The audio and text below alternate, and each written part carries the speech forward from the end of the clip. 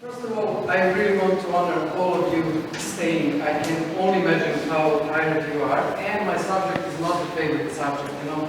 They call me party breaker, so no one really wants to talk to me. So I'm really grateful that you stayed.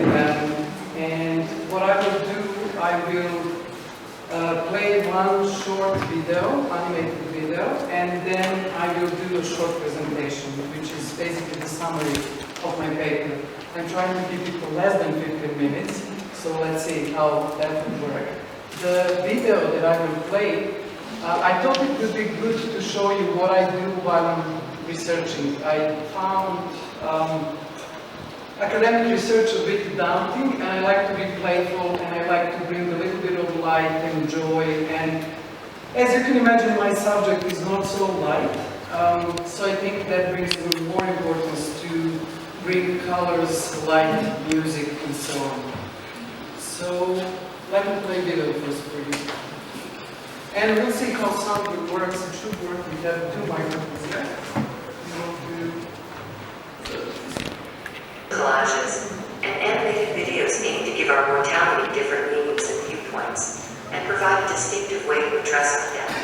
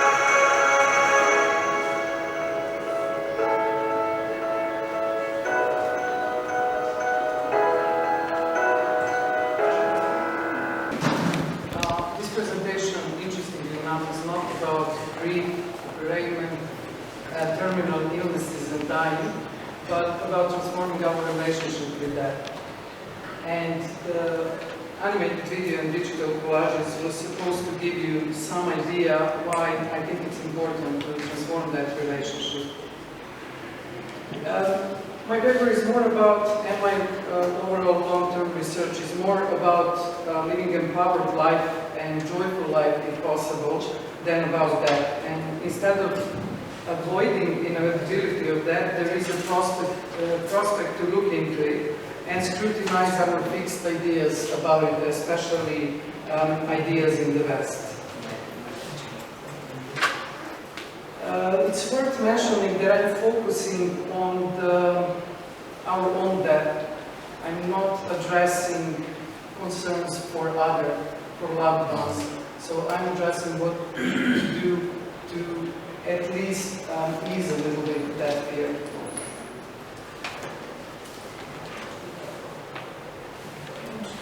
I just felt this is very relevant to what I'm also trying to say. And I don't know if you noticed little flags. Last night I just changed my presentation to it's very Bhutanese to have those flags. A little bit of animation there. Fear of death is a matter of all religions, as you all know, and it's worth recognizing that all religions really attempt to temper it in some way and to temper the despair of our impermanence. And most religions offer some way of defeating death, directly, whether through resurrection, reincarnation, afterlife, and basically attempting to ease that existential anxiety that we all naturally have. Anthropological research of death-related rituals and beliefs shows that not all cultures understood death as something to be feared, and my visit to Bhutan was one of the breaking points in my life when I saw people seeing certain normal life experiences in very different ways.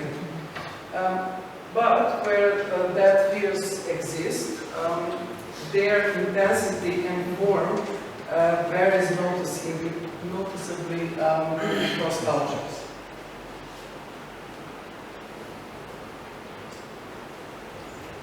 Interestingly enough, death taken out of the context seems to be a devastating event, no matter how and when it happened. And if, however, life's complexity is considered, we have limitless opportunities to perceive that otherwise. It is undoubtedly a consequential disruption, yet is inevitable and universal. Many fear it, and our existential fear could be understood as a major disconnect, not seeing the whole picture.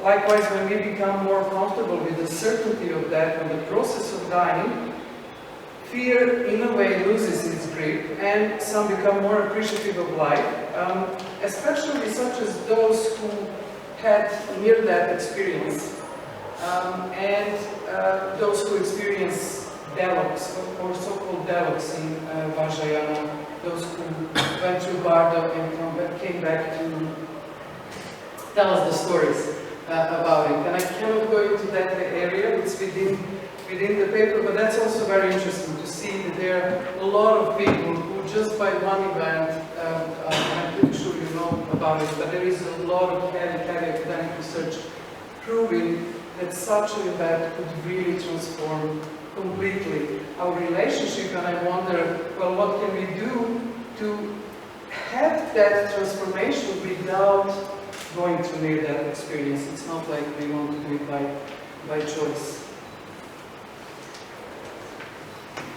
And then various cultures informs us and teach us how to feel, which results in the reality we live in, and ultimately this conscious awareness may make us more present, more aware, while we also develop vaster compassion and empathy for others. Sogyal Rinpoche indicated that Western society is dedicated almost entirely to the celebration of ego, with all its sad fantasies about success and power. Just want to check, make sure that I don't get in trouble. You're doing great. Okay. And I think it's worth emphasizing that the transformed relationship with death has the potential to heighten our appreciation of life. That's why I think it's so important to bring those conversations far before we are near to death, far before we've been diagnosed or at a certain age. So I'm talking about moving it on the time scale heavily, and hopefully discussing it as any other subject. I know it's not so easy, but I'm trying. And I think that's one of the, I think to find a way to, through that transformative relationship, we have possibility to enhance hopefully compassion, and compassion for all living beings, for Earth, and I think that's one of the magical powers of that. That was the reason why I gave the title, which is very spectacular, but it's not so easy to live up to the expectations of the title. But I think that's really what is the true power of that. I personally experienced near that, and I know what it did for me, but it's not based on my own experience. It's really based on heavy research that is showing us exactly that.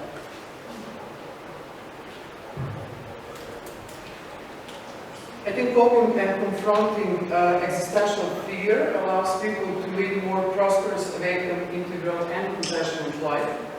While some scholars even perceive that as an advisor, and I think that's a beautiful way to see it. Traditional Buddhism offers powerful practices to contemplate that characteristics such as universality and unpredictability, and that's how we're going to ease the process. And this contemplation of that actually may uncover our feelings about it and bring subject of that to the surface of our awareness. And my art-based research is also trying to do that, because through creation of art and presenting that art to wider audience, we are bringing our conscience and triggering potentially some of you with the way I'm approaching the subject. I also see what is happening within, and then eventually, like the culmination of the research would be the feedback that I get from those finals, animated videos and digital collages, where I will receive feedback from large audience if I, in any sense, manage to lighten up the subject and to potentially transform some views of that and to inspire different perceptions. I think Vajrayana Buddhism commitment to transform everyday life continues to inspire this attempt to bring together dominant oppositions and ultimate unity of life and death. And I really find, I'm in the sense of knowledge about Vajrayana Buddhism, I'm a baby, I don't know anything, but I know that's where I will find what I'm looking for. That's my sense, and I keep finding a lot of information that is super helpful for this process.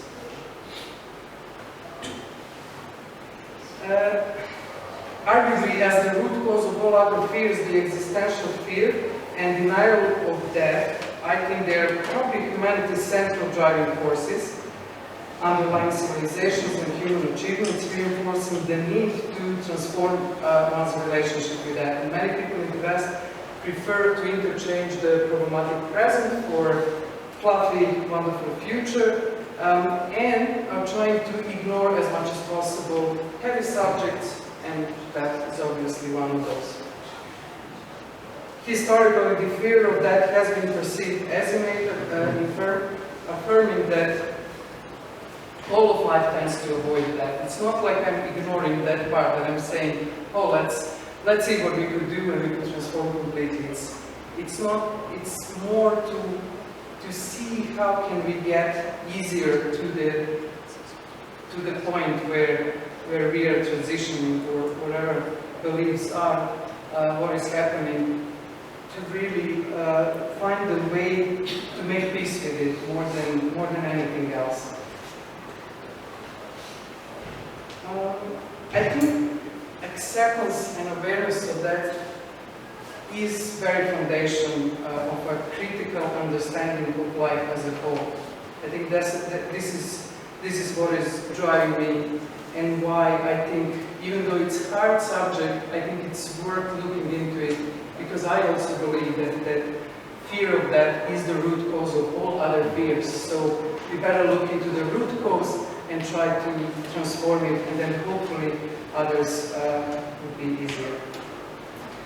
And I think this is a wonderful conclusion. I mean, I wouldn't read it for you, you can read it, but this is really, really the key of my research, and I thank you. And 33 seconds.